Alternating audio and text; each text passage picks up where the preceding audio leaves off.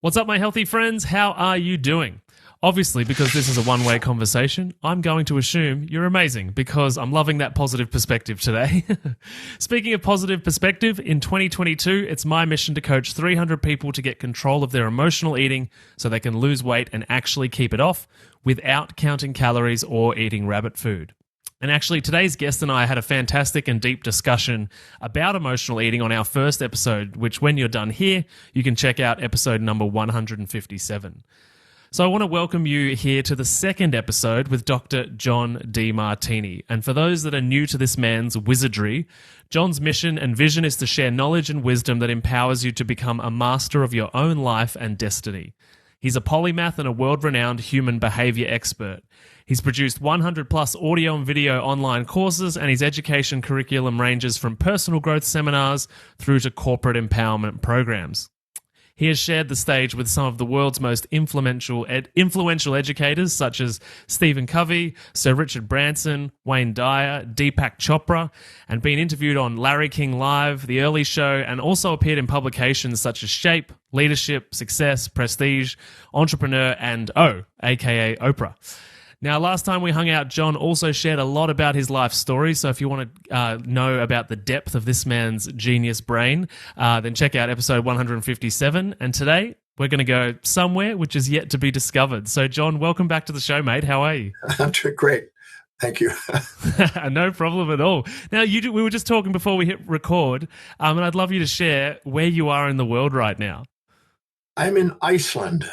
On a little island outside of Iceland on my ship, and we're sailing around Iceland right now. And I'm doing my team and I are doing an expedition here. So we're exploring the flora, the fauna, the geology, the history, everything about Iceland at this moment. Culture, the language. We have about 26 experts on from the Discovery Channel and EOS to try to help us explore this island. And so I'm involved in education. I love education. So anything I can do to learn something, I'm doing it.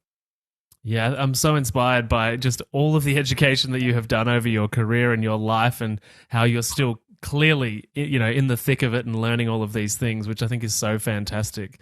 And I would love to, I guess, ask, in regards to your education, maybe the last year since we caught up. So last year, I guess, was kind of the middle of some crazy lockdowns here in Melbourne, at least in Australia. And I know, when you're out and about, even though it's been, half a year, a bit more than half a year since all of that kind of ended, I'm wondering, do you feel like there's something different about the world, or the world's in a bit of a hangover from the last year? Has it been like that from your perspective, or the way that people are showing up or wanting to deal with things? Well, it depends on the individual and their career and what they do. Some people were more impacted by it than others. Some flourished and we've been in accelerated mode. Some have been, impacted in their economy. Some impacted by their relationship. I was just having a meeting this morning at breakfast with a family, and they were talking about what went on during lockdown because they had young kids. So if you have young kids, you got a different reality. If all of a sudden your kids are under 10 and they're all at home and they're used to being at school, and parents are trying to work, and then they're having to work from home, that's quite an adjustment. But somebody who has older kids or doesn't have kids and just nothing but a business that happens to flourish during time, they have a completely different view of what happened during COVID. I was blessed to be able to, continue my work online. So I really had some of the two biggest years I've ever had in my outreach. And so I can call it Saint COVID from that perspective. But different people have different perceptions of what happened. And as Einstein said it, and I'm paraphrasing, these aren't words by him, but it's sort of a statement that was associated with him. When you're kissing a girlfriend, 2 hours flies by like 2 minutes. But when you're waiting for a freight train, 2 minutes seems like 2 hours. So if you perceive pleasure or perceive pain, they distort the fabric of space-time, you might say. you accelerate. If you're having pleasure, you accelerate time and shrink space. And if you're having pain, you decelerate time and stretch space. And so different people have different subjective experiences of what happened, whether they perceive more pleasure than pain or pain and pleasure during this period. And they're recovering from that now as, oh, that was an amazing time, or I'm glad that's passing. Depends on their perception. And we always have the capacity to ask new questions, to change that perception and to transform it, as John Milton said, to make a heaven out of a hell or a hell out of a heaven. We can turn anything that's happened in our life into something we can be grateful for or ungrateful for. My personal feeling is that if I perceive something I'm grateful for, my responsibility is to look again so I can be fueled by my experiences instead of burdened by my experiences. Yeah, absolutely. It's all about that perspective, but also the story that we attach to our life narrative, I guess, because some people are inherently looking to the story where they may be a victim or they're subjected to pain because of maybe they were raised in an environment where that was conditioned into them. But you said something in there that I'm curious to ask, and it's, like often, as you described, when there's suffering or pain or discomfort, we manage to somehow slow time down, and the opposite's true when there's a pleasure. Is that a universal law, or is there some way that we can shift that perception of time moving forward? That's a great question. That was the second discussion this morning with two professors, one from Yale, one from Tokyo University. We had a discussion on that. Exactly what is time and what is the perception of it? Is it related to entropy? Is it related to consciousness? Is it missing information? There's all different theories about what this thing is called time. And so we had a discussion on that. I don't know if I have an answer because there's variations on how to perceive it and put it into context. Time is basically something that is perceptual. And according to Immanuel Kant, it's basically a game of consciousness. It's a game of perception because you can make time go by. I mean, we've all been in a situation, we've been on a flow. I was doing a presentation one time on philosophy, and we were discussing all kind of topics, and we went for 9 hours without a break. Nobody even paid attention to a break. Nobody cared. Nobody said, I got to go relieve my bladder or anything else. 9 hours. And all of a sudden we went, you got to be kidding. 9 hours has gone by? We went all the way through the afternoon and evening, didn't even take a break because we were so engaged, we lost track of time. And yet we all know what it's like of how we look at our watches if we're uninspired and not engaged. Every few seconds we're sitting there going, how long is this going to last? We're acutely aware of time. So I always say that when you're doing something you're inspired by, you extract out space and time from your mind and get present, and you don't even notice it. You don't even age almost. But then when you actually are sitting there engaged with emotions, you now have the perceptions and distortion of the fabric of space-time. You alter it. So I think the aging process has a lot to do with how our perceptions. Would you say that based on that notion that when you can have two people next to each other that are the same age and one looks significantly older and one looks, much younger than their approximate, amount of life years that they've been around the sun. Do you think that that's got to do with the way that they perceived that amount of time passing? Well, I think that's a factor without a doubt. We have genes, we have environment, and then we have our consciousness. And there's no doubt in my mind that the consciousness is playing a role in that. Because if you have distress, you definitely accelerate the aging process. The entropy takes over, and there's literally physiological mechanisms of how that occurs when we have distress. But what is distress? Distress is the perception of loss of something we seek and perception of gain of something we're trying to avoid. And if we're highly polarized in our perceptions and emotions and more black and white in our thinking, we're going to have more distress, and we're going to age quicker than somebody that's more Zen, that's more transcendent, that's not attached, that's not seeing things in black and white moral hypocrisies. So, yeah, I think a person can actually reach a state of consciousness where they can actually slow down that aging process to some degree. And the entropy in our body, our entropy of our body and our breakdown of our body has a lot to do with our how aware we are. Yeah. Even entropy is, Claude Shannon described entropy as missing information. If you're fully conscious and you're not living with unconscious subjective biases, the aging process is impacted. Oh, yeah, it makes so much sense. And so many, I guess when you talk about stress or being in distress, there's a cocktail of hormones that are released in response to that situation, to go to the physical level, which, after many, many years, your adrenal glands run out, you wear out your thyroid, you have, you hold your face and your body in positions that hold tension and end up causing back issues and neck issues and all of these different things. So and which kind of reminds me of, in a little bit, the general kind of consensus or the summary of Tony Robbins' work, right? Is like, change your physiology, change your life type thing, change the way that you physically show up in the world. But I guess a question that came to mind there, and thinking about, I guess, many of the listeners, many of the people that I work with, is stress is usually such a key component of their life. They're busy parents, they're busy with their work, they're busy juggling finances and that type of thing. What is the day one, textbook of De-Stress 101 of beginning to untangle the stories and belief systems that contribute to a stress reaction to a situation? Okay, well, it's a little continuum of what I started with a moment ago.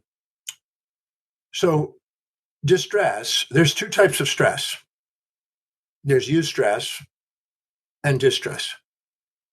Eustress is challenges that you pursue that inspire you, that actually help your immune system and help your physiology, because you see them on the way, not in the way. Like when you're a 12-year-old boy, you love video games, and you just conquered one video game, and you want that more challenging video game, the newest one, you want to conquer that, and you're pursuing a challenge that inspires you. That's eustress, and that actually helps the brain engage and actually creativity, and it helps the body. And it shows in the cytokine ratios and the inflammatory responses it shows. Then there's distress, when you're in a survival mode. And again, you're seeking a prey and trying to avoid a predator and having a subjective bias one way or the other to accelerate your capturing of a prey or to avoidance of a predator. And here we have a highly polarized perception. And we now have the fear of loss of prey, which is starvation, and the fear of gain of predator, which is being eaten. And those two mechanisms increase the entropy of the body, because subjective bias is you're unconscious of the downsides when you're seeking prey, and you're unconscious of the upsides when you're seeking to avoid predator. So those are distress levels that literally lead to entropy and breakdown of the body and aging, and cause all of the inflammatory responses to go one way or the other. And we can have illness from too much parasympathetic, too much sympathetic, either one.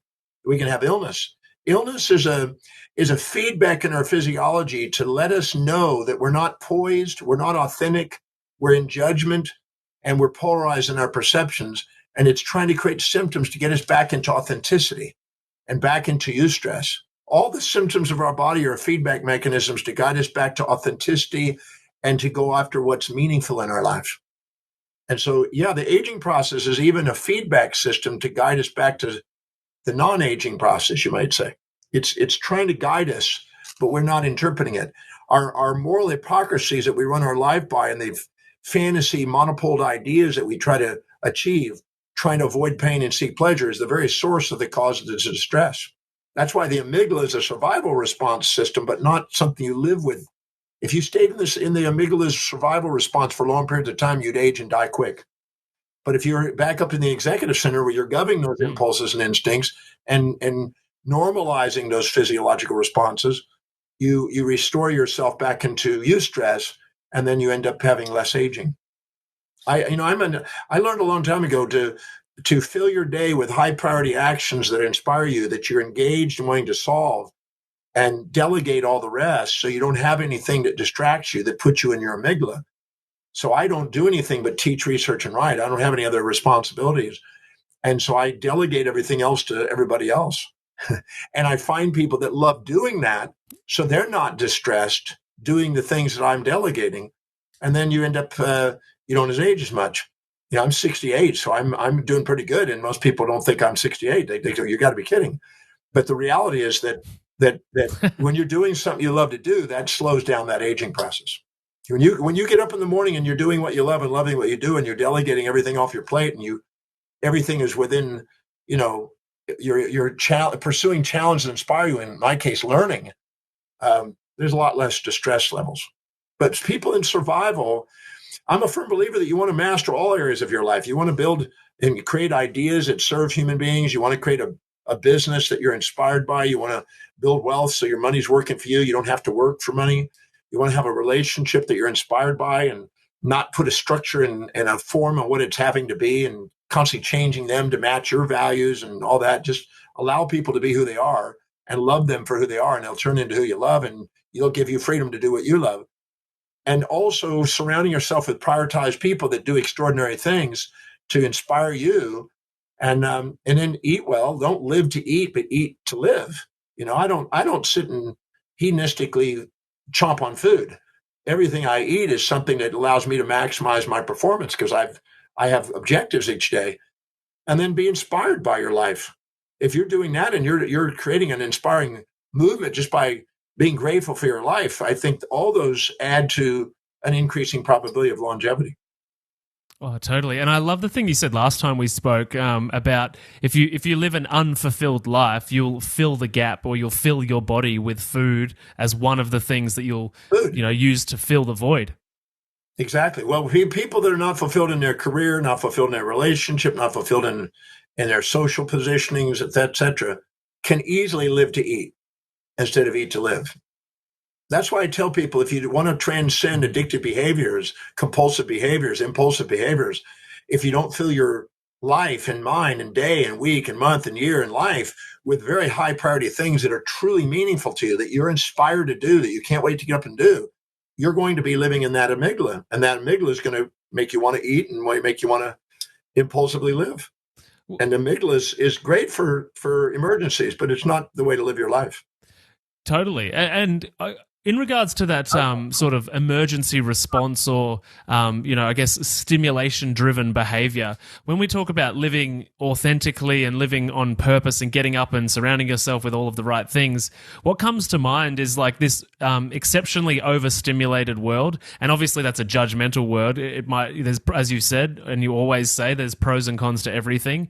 But what I think of, especially with the people I work with, is that we're so overwhelmed by opportunity, choice, distraction, and these tools, whether it be sugar and food, or whether it be social media and all of the latest apps and keeping up with the Joneses, like it's great to have there to connect with friends and whatnot, but a lot of these tools, they spend millions of dollars with people's heads in MRI machines figuring out how to manipulate people's behavior on scale in order to addict them to these apps. So let's say we've got somebody they're listening to this for the first time, they're overwhelmed by life, they're starting to realize, they're coming to that realization that, oh, life is actually in my hands.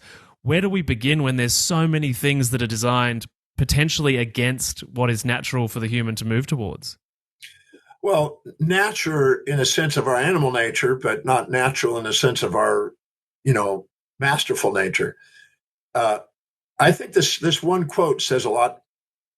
If you ask yourself every single day, what is the highest priority thing, highest priority action I can do, I can take to help me fulfill what's most deeply meaningful, that serves the ever greater numbers of people, the most people, in the most efficient, effective way that inspires me? That's a great question on a daily basis. What is the most efficient and effective thing I can do that inspires me, that also serves ever greater numbers of people? What's the highest priority thing I can do to move in that direction? If you fill your day with the highest priority actions, that's about the most any human being can do, to stop and act, reflect. Well, you're less likely to be impulsive. If you're not filling your day with high priority actions that inspire you, you're going to be filling your day with less inspiring distractions. And distractions are impulses and instincts that people on the outside are vying for attention.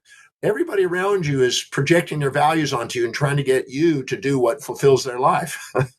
That's the name of the beast. Mm-hmm.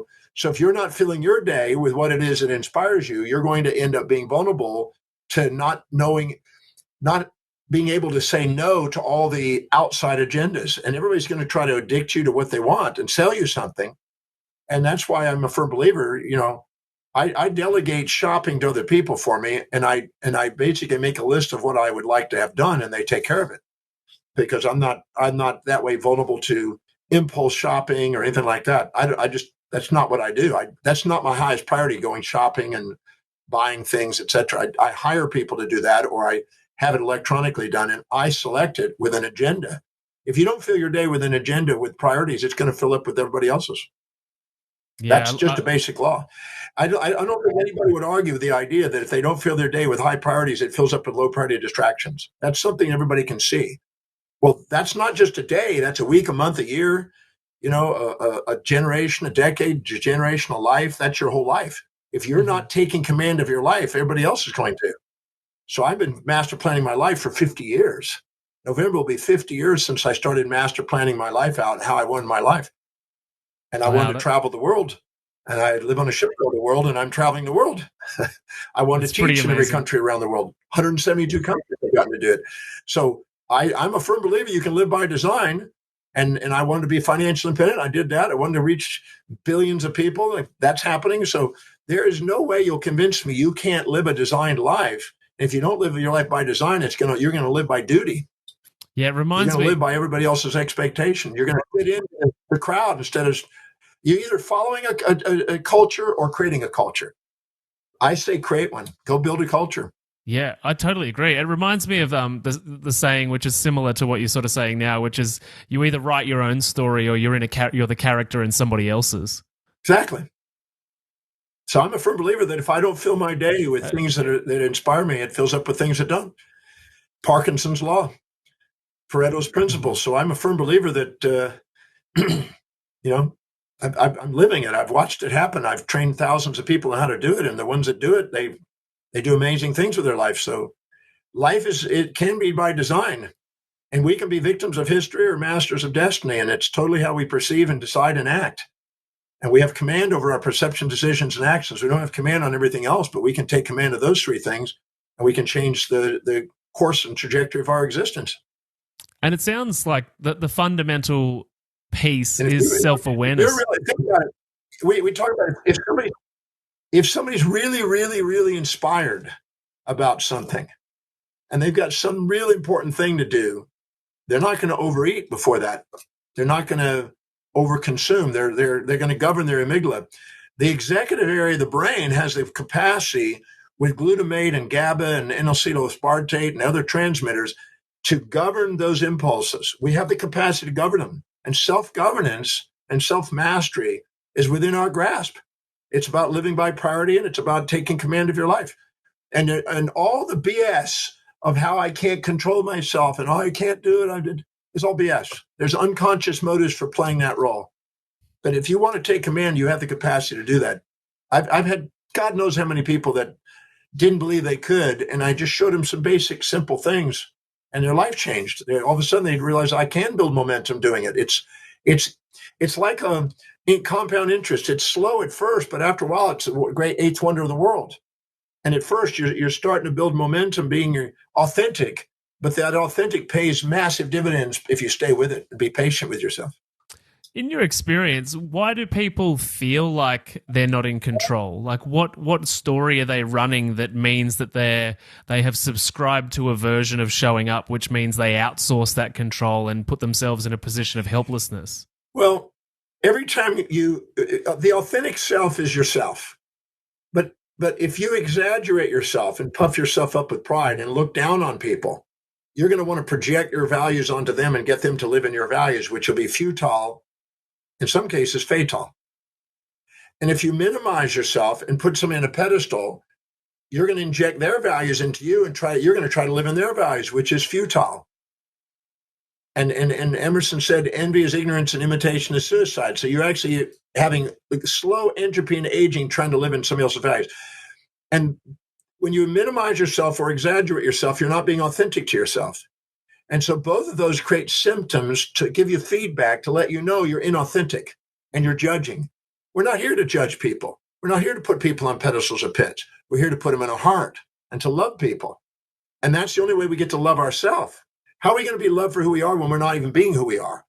As long as we're puffing ourselves up or beating ourselves up and not being ourselves, we're not going to do anything except try to have futility, trying to change people. Think about all the relationships that are trying to change the other person to be like them. And both people are both addicted to pride. And our amygdala wants to be addicted to fantasies and pride. And the pride is when you project your values onto people, and the fantasies that other people are going to live in your values.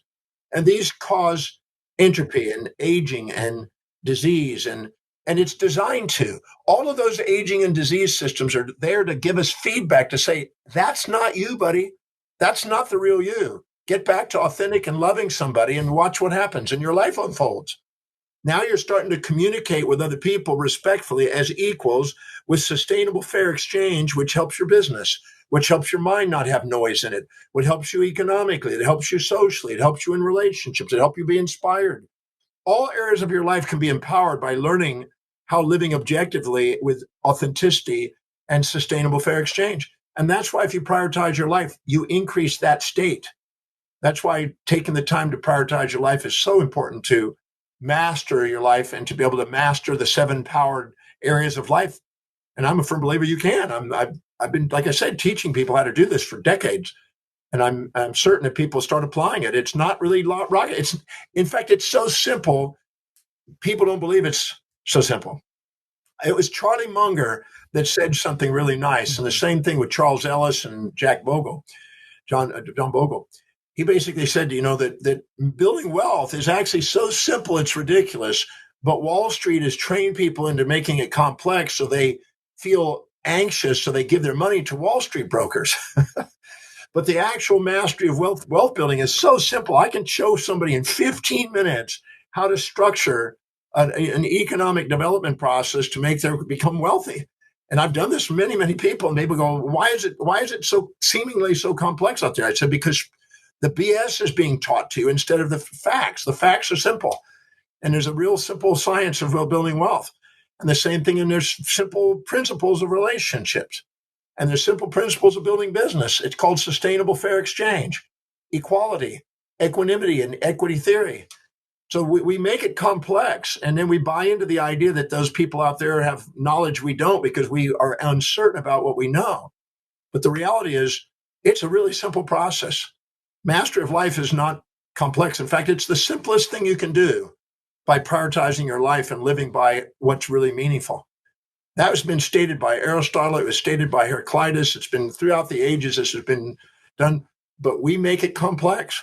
We even call superiority complex a superiority complex and an inferiority complex instead of the simplicity of the art of being yourself. It's simpler. It's simpler to be authentic than it is to be complex and to exaggerate and minimize oneself. As you were saying that, what came to mind was like with all the talk of inflation and economic collapse and recessions, is that I really hope we can all find that 15 minutes that you've put out into the universe so that we can all prepare ourselves for whatever's coming. Well, it's not the world outside that makes a difference. When the markets go up, you make money on the past. When the markets go down, you make money on the future. So it doesn't matter what the markets do. And if you're letting the world on the outside run you, you're not understanding how it works and sticking to what you know is your plan of action. If you stick to the plan of action and you keep investing money into buying quality assets that serve ever greater numbers of people in sustainable fair exchange in an efficient, effective manner, you're going to build wealth. It's really that simple. And that's such a simple process. It's being overlooked and it's been sold in the marketplace as complex when it's not. That's why, as Munger says, people want to make it complex to get your money. The actual truth is very simple. And if you keep it to the simplicity, you'll end up with the money. And the same thing in a relationship. The simple truth is that people want to be loved for who they are, not who they want you, not for who you want to make them. And if you find out who they are and what they are, their life and identity revolves around what they value most. If you find out what they value most, which is most inspiring and meaningful to them, and find out how that serves you, so you don't need to fix that, you can appreciate that, you're going to stabilize a relationship. It's simple. It's not very complex. And it's the least amount of effort to get the most amount of return on the affection. Mm-hmm. Well, as you're talking there, it reminds me of a lot of conversations I've had with different clients, people, friends, and even sort of looking back on my own personal development journey, of which I obviously, like all of us, have a long, long way to go, and it's a never-ending thing for all of us. But is that as simple as a lot of this stuff is to, the rational, logical prefrontal cortex part of our brain, and we can all hear it and process it and be like, yeah, of course, that makes a lot of sense. Deep down in there are often stories about self-esteem issues, not feeling worthy, not believing that good things can happen to us. And so despite its simplicity on the surface, like, what needs to be done in order to unravel or take the power out of some of these stories that limit our ability to accept the simplicity of the truth? Well, anytime you put somebody in a pedestal or in a pit, that means you're too humble or too proud to admit what you see in them inside you, and you have disowned parts. And I think it was in even in biblical language, Romans 2, New Testament, it said that, that whatever you judge in others, you have within yourself. Pluck the mote out of your own eye before you pluck it out of somebody else's. What I do is if I see somebody that I admire and I look up to, I immediately go, I know that represents a part of me that I am too humble to admit that I have, but I have, and I admire it in myself, but I'm too humble to admit it at this moment, and therefore I'm seeing it in them. And the same thing, and when I resent somebody, I own that too, and I'm too shamed to admit it, but I got it.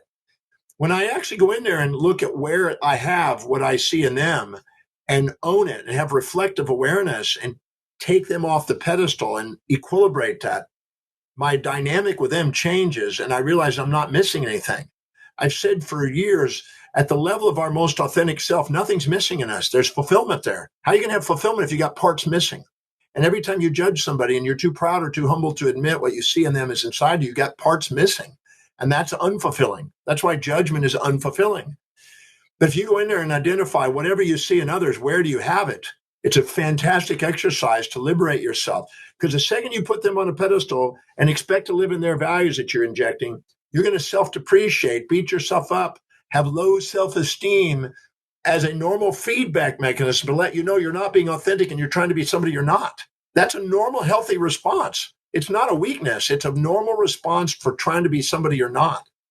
But the second you go and find out what you see in them is inside you, and you level the playing field, and you don't try to change you into them or others into you, you just liberate yourself from tremendous amount of baggage and energy that's futile, and you now get back to what's truly meaningful to you and prioritizing the process. So prioritizing your life and having reflective awareness, which is, I call it the DeMartini method. It's a method I've developed to help get pure reflective awareness. Reflective awareness means that whatever I see in the world around me, I have within me. It's a reflection of it's my projection onto the world. Once I own that, I level the playing field, and now I'm respectfully communicating with people and not minimizing or exaggerating myself, and I'm able to be myself. And that's where the power is. The magnificence of that authentic self is far greater than any fantasies we'll impose on ourselves trying to be somebody we're not. Mm-hmm. I've got a potentially naive question as you talk about this, and you mentioned before, you've been doing this work for 50 odd years, doing all of this learning. When we get to somewhere like on your level with all of this experience, like what does it feel like to show up authentically in every moment of every day? Is there any sadness? Do you feel loss? Is that like what's the daily emotional spectrum like? Well, I always say that emotions are incomplete awarenesses. So if you're elated or infatuated with something, you're blind to the downside. If you're depressed, you're blind to the upside. And that means you're conscious of the upside and unconscious of the downside when you're infatuated or elated or proud. And you're conscious of the downside and unconscious of the upsides when you're depressed and shamed.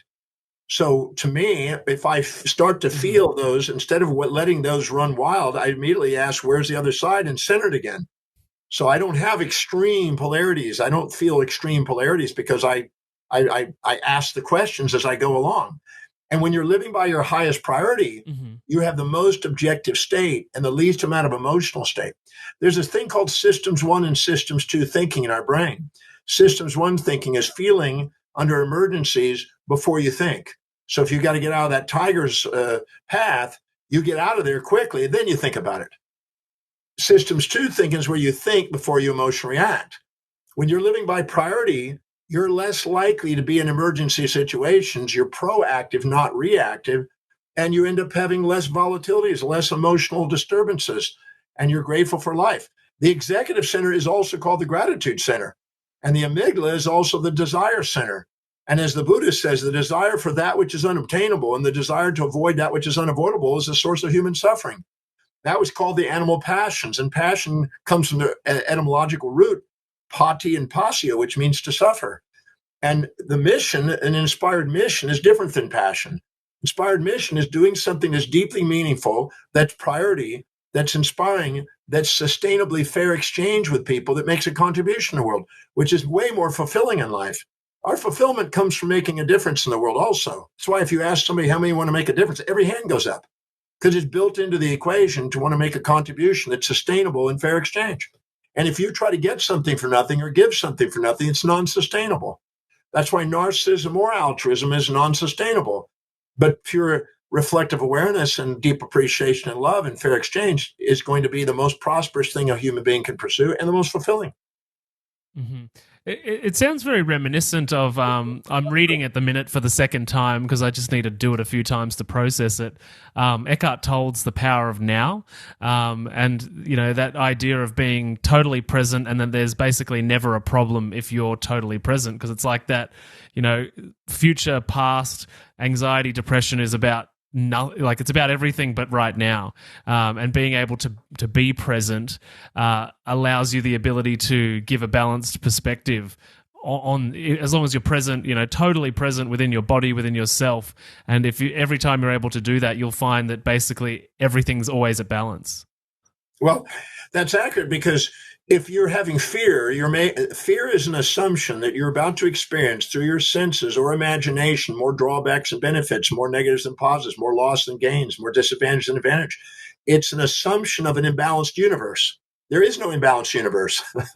There's charge parity. There's conservation laws. There's no imbalanced universe except in your subjective mind. So fear is an assumption of the future. So if you're living with an imagination that's got more drawbacks and benefits, you're going to be living in fear. And the same thing with guilt and shame. It's an assumption that you, with your motor actions in the past or your memory, cause more pain than pleasure, more loss than gain. Both of these are false attribution biases, that you're doing something or somebody else is doing something to you that's imbalanced. Those don't exist. They never have existed, except in the human mind that's subjectively biased, that's trapped in the amygdala. So if you prioritize your life and get present, be more objective, see both sides, that those are not your life. Most people don't realize that. And I believe that every symptom in your life, physiologically, psychologically, sociologically, every event in your life is attempting to get you into that authentic now state. That's all it is. If you see life that way and you see it on the way, not in the way, you're grateful for your life and you increase the probability of sustaining that state. Mm-hmm. Yeah, no, it makes perfect sense. And I feel the more that I practice returning to the current moment, whether it be through breath work, that it's actually a really good conscious reset for reminding me that, yeah, nothing's wrong. Nothing's ever wrong. But it's all the thoughts, you know, especially running my own business and, you know, worried about finances and all the different things. And this return to the now actually kind of hits the reset button multiple times a day. And I feel like the more that I get practiced with it, the more I'll be able to do some of the stuff that you're talking about, because I'll be constantly, the periods of time that I'll spend in the present moment with that balanced perspective are hopefully, ideally, going to be increasing over time. Well, you know, I just wrote an article yesterday that went off about, you know, this biochemical imbalance BS that's been going on for decades now, since 1990s. You know, they've been trying to create a false attribution bias on the idea that you have a biochemical imbalance that leads to depression. And there is correlations in some chemistries, but that's not the cause. Because I can have a tiger come out of open a door in a room and a tiger starts doing it. It starts leaping towards you with its fangs. While it's leaping in the air and is about to eat you, if I froze that with a Men in Black pen, right, just froze that, boom, and I did a blood chemistry on you and neurotransmitter chemistry on you, I'd find cortisol out the roof, testosterone out the roof. You know, estrogen would be down, enkephalons would be down, serotonin would be down, dopamine would be down. That you would see skewed chemistries. But that's not because there's an imbalanced chemistry. The tiger came in, you perceived the tiger, you now felt threatened, and you changed your chemistry. So people have been robbed of their accountability of their perceptions that they have control over, and been given a pharmaceutical model that's basically said, well, the cause of it is this biochemical imbalance. Well, the pharmaceuticals have been cleaning up on that, and the psychiatrists have been making a fortune out of that. But the reality is that that's not the truth about human nature. Human nature is that you have control over your perceptions, and you can change your chemistry. I can take any neurotransmitter and change the ratios in the blood and the brain by changing the ratios of perceptions, by asking different questions and make you conscious of different things and change that chemistry. Just like that in a matter of seconds, 200 milliseconds, we can change it. So depression is not a lack of biochemicals that way. Depression is a comparison of your current reality to a fantasy that you're holding on to that you're not getting, and then you're not appreciating this reality because it's not matching the fantasy you're addicted to. And you're holding on to a fantasy about how it's supposed to be, should be, wished it would be, instead of honoring what it is. When you actually see what it is and find out how what's happening is actually on track for what you want to accomplish in life, depressions don't occur. So our body is creating symptoms and psychological symptoms to try to teach us how to have a balanced perspective. It's actually working. Those are not illnesses. Those are feedback mechanisms to guide us back to authentic states and to stop looking for fantasies, which is the amygdala, and stop going after one-sided worlds. Those are fantasies. If you try to get in a relationship with somebody and you think they're supposed to be always positive, never negative, always kind, never cruel, always nice, never mean, you have a fantasy. There is no such thing.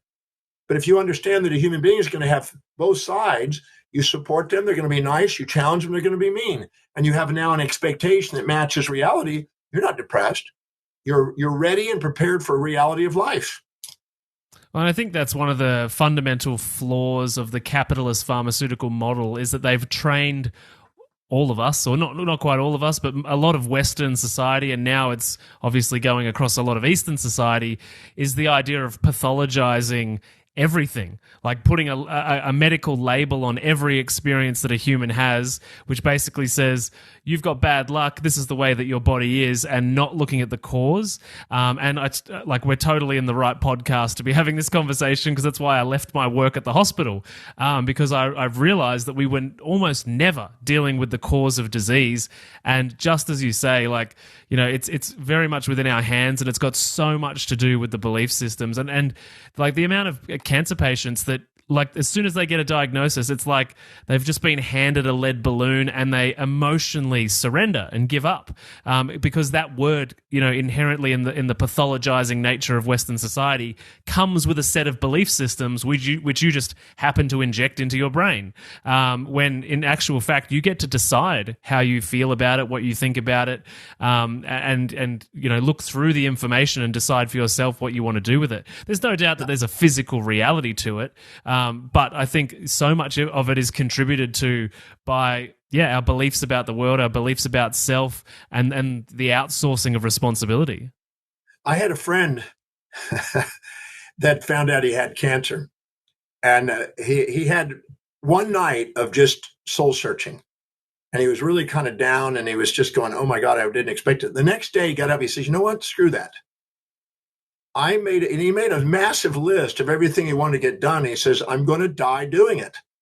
I'm going to go after and do all the things I want to do. And he ended up living 8 more years. And they thought it would be, less than that, but he lived another 8 years. But he knocked out a bucket list that was phenomenal. I mean, over 100 things that he wanted to get done. He just knocked them all out before he passed away. And he'd made it to 76, so it wasn't too bad.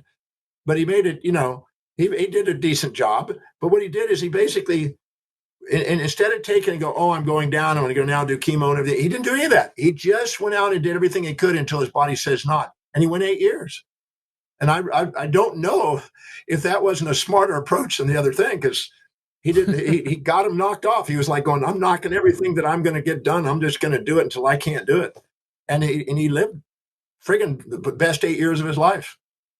Oh, that's fantastic. I love stories like that, and I'm fortunate enough to be able to be connected with many doctors in the world, which you are probably too, that have left the system, take a different approach, and have so many stories of people doing that with their lives.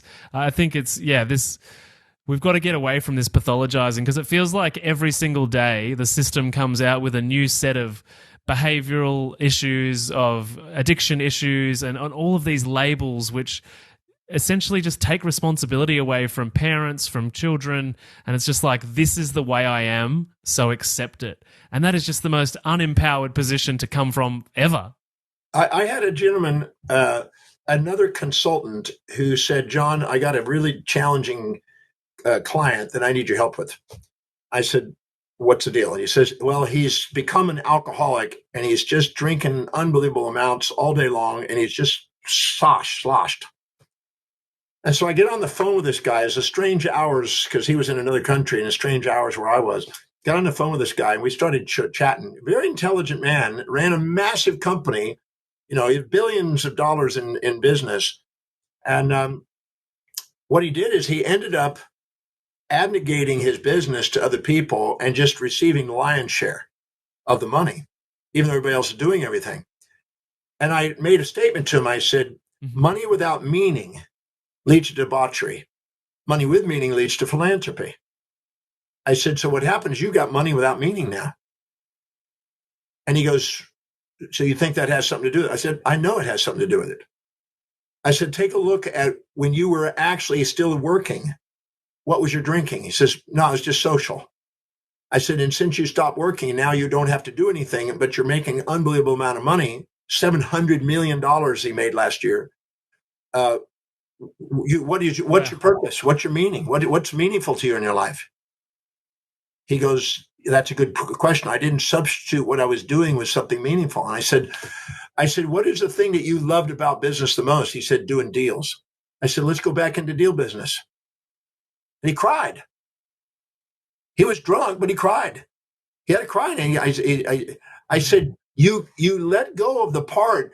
There was a lot of part of your business you wanted to be freed of. But that part you didn't necessarily need to be freed or want to be freed of. He says, no, I didn't. And I didn't catch that distinction. So we put him back into the deals, got him back on the deals. And when he knows he's got a deal, he doesn't drink. When he knows he's got a big deal to do, he's making sure he's preparing for that deal. We gave him meaning and purpose again. His drinking dropped. So-called addiction, labeled addiction, trying to put him in treatments for addiction, all that. He got meaning, changed his dynamic, socially drinks again. He's now 70-something years old, almost 80. And he's now back on track again. He's doing deals. And what he does is he does the deals. The rest of the team takes care of everything else. They appreciate him. They pay him. But now they don't feel like there's a mutiny going to be building, because he would have had mutiny in another few years. They would have all gone, well, he's making the lion's share. We're doing all the work. We'll start our own business. That's what eventually would have happened. Yeah. Just to get him back on track. So the second he got back on track and started doing deals, the drinking took care of itself, because he was now in his executive center.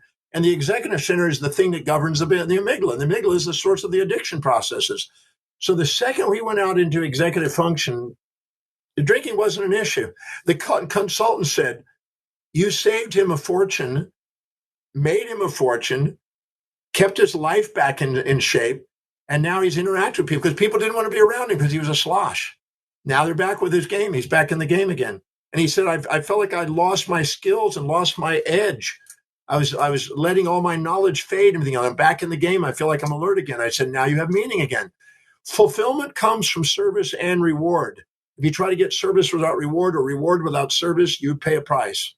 When you have a perfect balance of those two, you have fulfillment in life. That's why we have a sensory cortex for reward and a motor cortex for service. And we have an executive center to keep those in equilibrium. Yeah, well, and in this current world where dopamine is accessible and, those hormonal rewards in the brain are accessible for no cost or no risk or no payment in any way, no wonder we end up in these pits, right, of these situations where we've not paid a price, whether positive or negative, in order to be able to actually feel the reward. Well, that's why I tell people, if you don't fill your day with high priority things, every time you fill your day with the highest priority action that's most meaningful, most fulfilling, most service oriented, the blood glucose and oxygen goes into the forebrain. It's demonstrated. It's forebrain activity. And the second you don't, and you don't have anything, and you got no agenda, weird stuff fills the day. You're back in your amygdala. You're putting out fires, and off you are to impulse. If you know you have some extremely important thing coming up to do that's really meaningful to you, you have incredible discipline to focus on things. Most people overeat, overdrink on Friday night or Saturday night because they got nothing going on Saturday and Sunday. I work every day. People think, well, all you do is do what you love doing. And I say, well, why do I want to go away from something I love doing? Most people have Monday morning blues, Wednesday hump days, thank God it's Fridays, and week friggin' ends. Very few people have every day a Sunday, a day of the light, right? Because if they fill their day with things that inspire them every day is like a Sunday. Every day is a day for inspiration and rejuvenation. But if you're not, then you're sitting going, I want to escape my weekend. Thank God it's Friday. What kind of mentality is thank God it's Friday when you're doing something you love to do? Stuck on the hamster wheel. Yeah.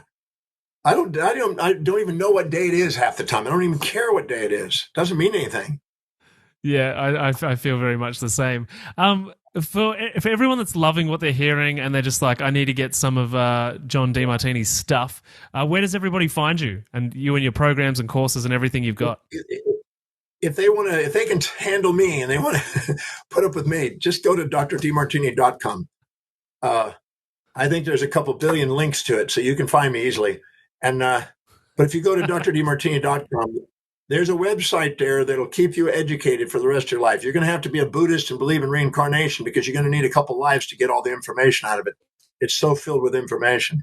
But yeah, it's there for education. It's got thousands of radio, television, newspaper, podcasts, articles and everything there for education. I'm an education guy. I research, write, teach, and travel every day.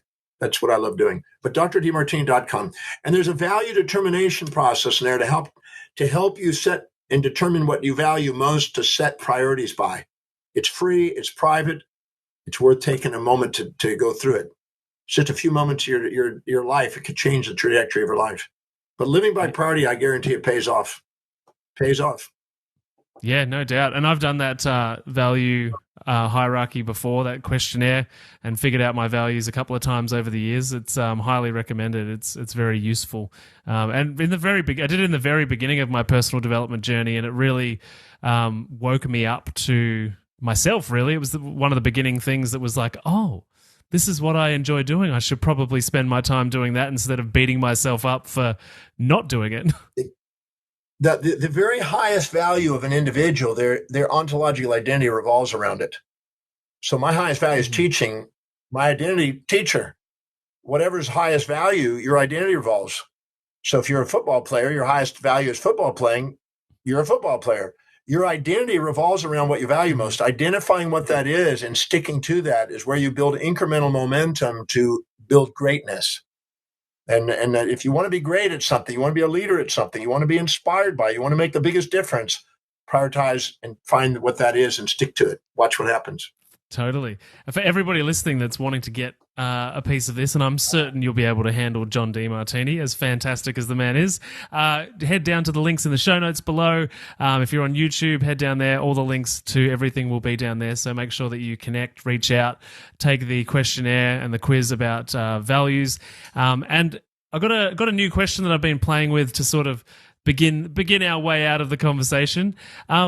What is one thing for you, John, that you didn't believe 5 years ago that you now believe? Like what's evolved in your thinking over that time?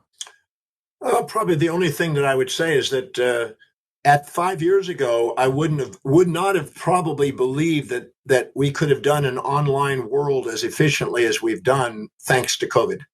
I'm very grateful for the COVID experience because I'm able to reach people I would not ever have been able to reach in the travel systems that I was doing before, and now I can reach people. So I think that the belief that what we can do with technology advancing us and to be able to help people was beyond what I assumed it was going to be possible at that time. Mm-hmm. Yep. And for those listening, that if they were to take away one message from today's conversation that was like orienting them in the right direction for their health, what do you think that one piece of information is that you would want more people to know about? Well, there's an old proverb that says, instead of living to eat to live, ask yourself, is what I'm eating right now the highest priority, most efficient fuel that's going to help me fulfill my most inspiring mission? Ask that every day. If it is, eat it. If it isn't, stop and reflect. And just know that it's going to be to your advantage physiologically, economically, sociologically, psychologically, to fuel your body with wise information and wise food. Because If you watch my diet, you would see that I'm very efficient on what I eat, and I don't put anything in there other than what's going to allow me to maximize my performance of serving people. Fantastic. I love that last piece of advice. Thanks so much for being here. I love hanging out. I love absorbing your wisdom. So thank you for spending the time with me. And I hope we can get you on again soon. Thank you for having me. More than welcome. I look forward to it. Thank you for the opportunity again. And thank you for what you're doing and serving people. Thank you. You're more than welcome. We'll chat soon.